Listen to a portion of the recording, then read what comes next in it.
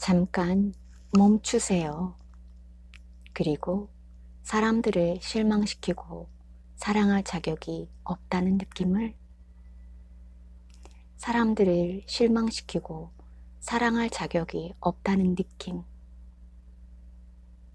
사람들을 실망시키고 사랑할 자격이 없다는 느낌을 원래 모습 그대로 내버려 두세요. 잠깐 멈추세요. 사람들을 실망시키고 사랑할 자격이 없다는 느낌을 원래 모습 그대로 내버려 두세요.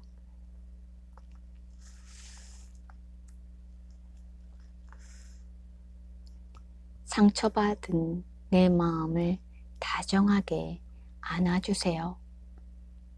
상처받은 내 마음을 다정하게 안아주세요. 사적인 공간에 있을 때는 가슴과 배를 부드럽게 쓰다듬어서 그 접촉을 통해 그 감정들과 더 깊이 소통할 수도 있어요.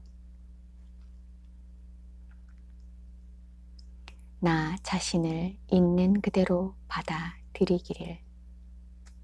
나 자신을 있는 그대로 받아들이기를.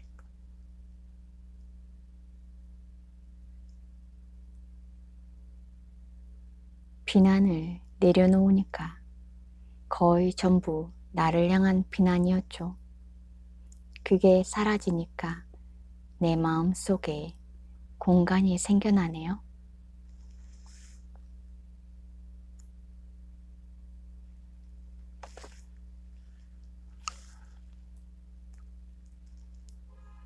거의 전부 나를 향한 비난이었죠. 그게 사라지니까 내 마음 속에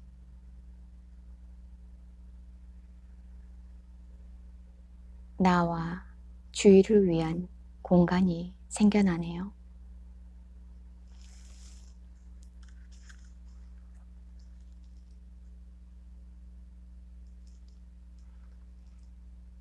거의 전부 나를 향한 비난이었죠. 그게 사라지니까 내 마음속에 내 주위에 사람들을 위한 공간이 생겨나네요. 나는 나에게 말했다. 가서 네가 원하는 건 뭐든 해봐. 내가 옆에 있으니까 괜찮아.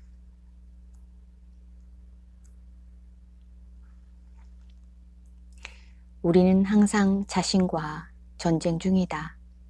자신의 다정한 마음과 영혼과 단절되어 있다. 잘못 그 너머에 있는 인간의 취약함을 볼 수 있을 때 우리는 화해의 길에 들어선다. 자신과 공공연히 싸우지는 않더라도 우리는 자신이 부족하다는 느낌 때문에 하루 종일 자신을 비난한다.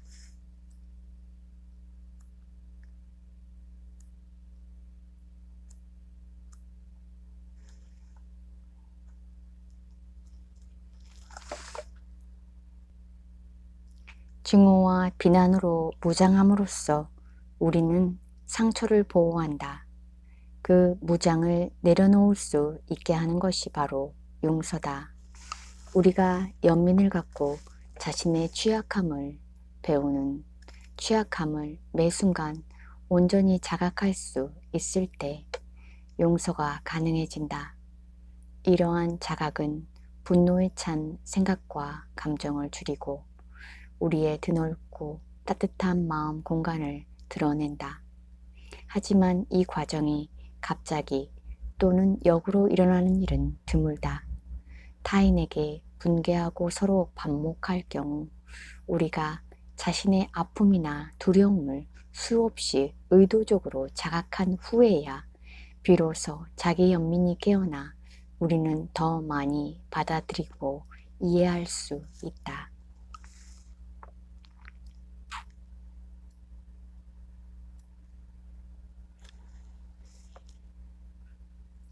고개를 숙이고 두 손으로 얼굴을 감싸며 흐느끼기 시작했다. 격렬한 분노 속에서 그녀는 텅 빈 공간, 사랑이 없는 공간을 발견했다. 이제는 크나큰 슬픔이 드러나고 있었다. 자신의 삶에는 사랑이 없다는 것에 대한 슬픔이었다.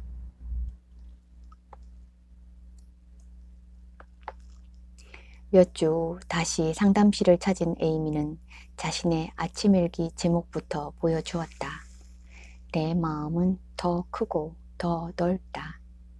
그 전날 밤에 엄마가 수프가 너무 싱겁다고 세 번째로 불평하자 에이미는 분노와 짜증이 치미는 익숙한 느낌을 감지했다. 에이미는 자신에게 미안해, 너를 사랑해 라고 속삭이며 그 짜증과 신랄한 비난이 마음속에 그대로 머물게 허락했다.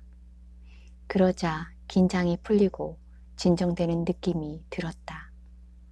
고개를 드니 불만으로 잔뜩 찡그린 엄마의 얼굴이 보였다.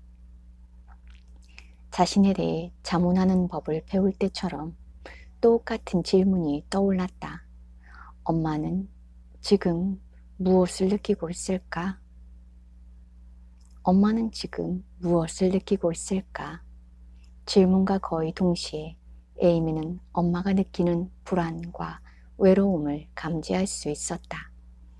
자신의 마음속에 엄마가 들어와 있다고 상상하면서 에이미는 다정하게 말했다. 미안해요. 그리고 속으로 속삭였다.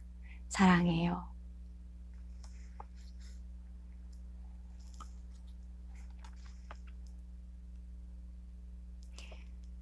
당신이 다가가자 그 개가 갑자기 으르렁거리며 달려든다. 당신은 겁을 먹고 화를 낸다. 하지만 개의 다리가 덫에 걸린 것이 보인다. 당신의 분노는 즉시 연민으로 바뀐다. 그 개의 공격 행동이 취약함과 고통에서 비롯되고 있음을 보았기 때문이다. 우리도 마찬가지다. 해로운 행동을 하는 이유는 그 순간에 우리가 고통스러운 덫에 걸려있기 때문이다. 자신과 타인을 지혜의 눈으로 바라보면 바라볼수록 연민의 마음이 커진다.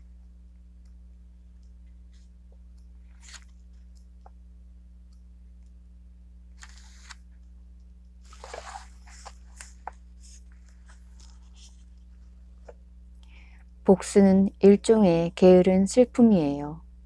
복수는 게으른 슬픔이다. 복수는 게으른 두려움, 게으른 수치심이다. 복수는 그릇된 귀의처다. 자신의 아픔과 상실, 무력함을 고스란히 느끼기보다는 서로를 비난하고 마음에서 몰아내기가 더 쉽기 때문이다. 처절하게 슬퍼하는 행위는 복수보다 훨씬 더 고통스럽다. 하지만 그것은 치유에 이르는 사랑을 되살리는 유일한 길이다.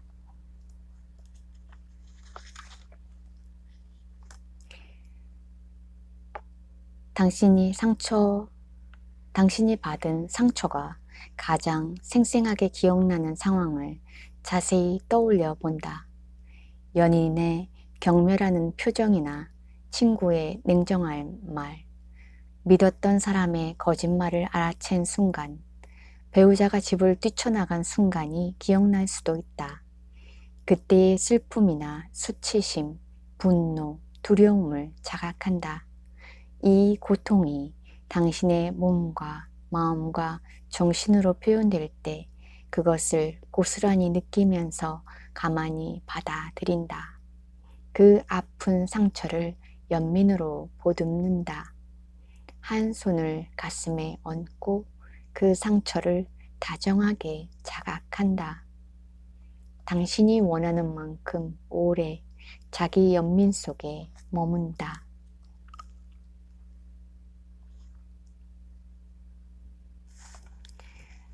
내가 원하는 것은 너무 소박해서 말하기도 멋쩍다. 내가 원하는 것은 너무 소박해서 말하기도 멋쩍다. 바로 아주 작은 친절. 아주 작은 친절.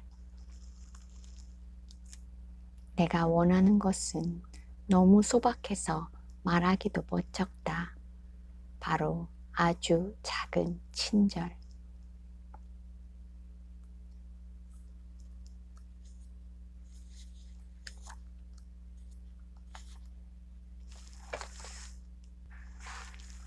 워크숍을 마치면서 케이트는 실험을 해보겠다고 다짐했다. 그리고 엄마의 집 근처에서 집중 수행 프로그램에 참여할 기회가 생기자 이제 깊은 경청을 시도할 때가 되었다고 느꼈다. 케이트는 열흘간 머물겠다고 엄마에게 미리 연락을 해놓았다. 대학 입학으로 집을 떠난 이후 엄마와 그렇게 오래 함께 지내기는 처음이었다. 이제 케이트는 엄마와 함께 있는 시간에 진정으로 경청했다. 워크숍에서 수행할 때와도 같이 케이트는 저항이 일어날 때 판단하지 않고 그 긴장을 자각한 후 다시 귀를 열어 엄마의 말을 경청했다. 이와 똑같이 대화가 하찮거나 짜증나거나 지루하거나 판단이 일어날 때도 그 내적 경험을 자각하고 다정하게 주시했다. 그 내적 경험을 자각하고 다정하게 주시했다. 그런 다음에 다시 귀를 열고 또렷하게 깨어서 엄마와 함께 존재할 수 있었다. 처음에는 몹시 힘들었다. 공포감이 들더군요. 라고 케이트는 나중에 내게 말했다. 달아나지 않으면, 나만의 공간을 확보하지 못하면 그대로 익사할 것 같은 느낌이었어요. 엄마가 공간을 독차지하거든요. 하지만 그 상황에서도 유머 감각을 유지하면 그녀는 숨을 쉴 수 있었고 자신의 부정적인 대응을 용서하고 현재로 꾸준히 돌아올 수 있었다. 그러고 나서는 의도적으로 자신의 자각을 심화하곤 했다. 지금 일어나고 있는 건 엄마가 말하고 있어. 나는 조용하고 영원 같은 시간. 나는 듣고 있어. 한 단어 한 단어를. 그리고 그 단어 너머에 있는 것을. 엄마를 있는 그대로 듣고 있어. 케이트로서는 엄마의 말 그 너머에 있는 것을 경청하기가 더 쉬웠다. 엄마의 필사적인 안간힘이 들리기 시작했다. 엄마는 마치 내가 여기 있어, 나는 중요해 라고 자꾸 외치고 있는 것 같았다. 엄마의 고통을 이해하자 케이트는 연민으로 자신의 마음이 누그러지는 것을 느꼈다. 조용하고 한결같은 현존을 통해 그녀는 속으로 이렇게 말했다. 그래요. 여기 엄마가 있어요. 엄마는 중요해요. 그러자 엄마는 여유로워지기 시작했다. 엄마의 말과 케이트의 대꾸 사이에 침묵의 시간이 더 길어진 것으로 케이트는 그 사실을 알았다.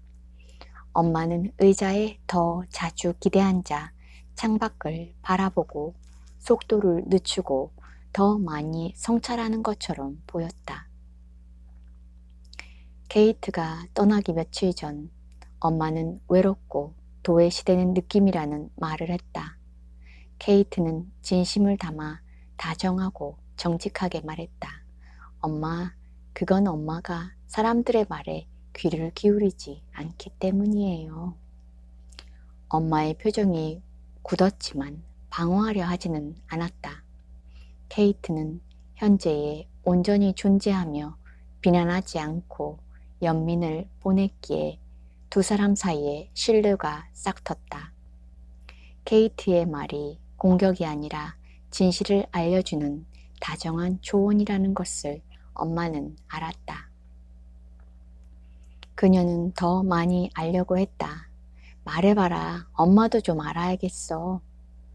이에 케이트는 엄마의 일방적인 대화가 그들 자매에게, 그들의 친아빠에게, 그리고 계부에게 어떤 느낌을 주었는지 자세히 알려주었다. 엄마가 귀 기울이지 않으면 사람들은 자기가 자기를 중시하지 않는다고, 자기를 전혀 모른다고 생각해요. 그건 사실이에요. 귀 기울여 듣지 않으면 엄마는 그들을 알 수가 없어요. 가까워질 수 없어요. 오드리는 슬픔과 이해가 담긴 눈빛으로 딸을 바라보았다. 케이트는 마음이 아팠다. 그 순간에 뭔가 변화가 일어났다. 고립의 고통이 엄마의 방어벽을 뚫고 들어간 듯했다. 오드리는 귀를 기울이기 시작했다. 다른 사람들도 알아차렸다. 케이트가 다시 돌아왔을 때 엄마가 말했다. 난생 처음으로 내가 그 친구에게 진짜 사람으로 여겨지기는 느낌이었어. 내가 존재하는 느낌이었지. 그 변화는 남편과의 관계에서 가장 극적이었다. 그들 부부는 이제 즐겁고 느긋하게 저녁 식사를 했으며 결혼 직후 포기했던 저녁 산책을 다시 시작했다. 이제 오드리는 세상의 이목을 끌기 위해 말을 하지는 않았다. 다른 사람들과 연결되고 그들의 삶을 공유하기 위해 말을 하고 귀 기울여 들었다. 케이트가 깊이 경청하고 진심으로 다가갔기에 엄마의 막힌 분수가 뚫리기 시작했다. 오드리의 삶은 그 원천에서 다시 솟아나 흐를 수 있었다.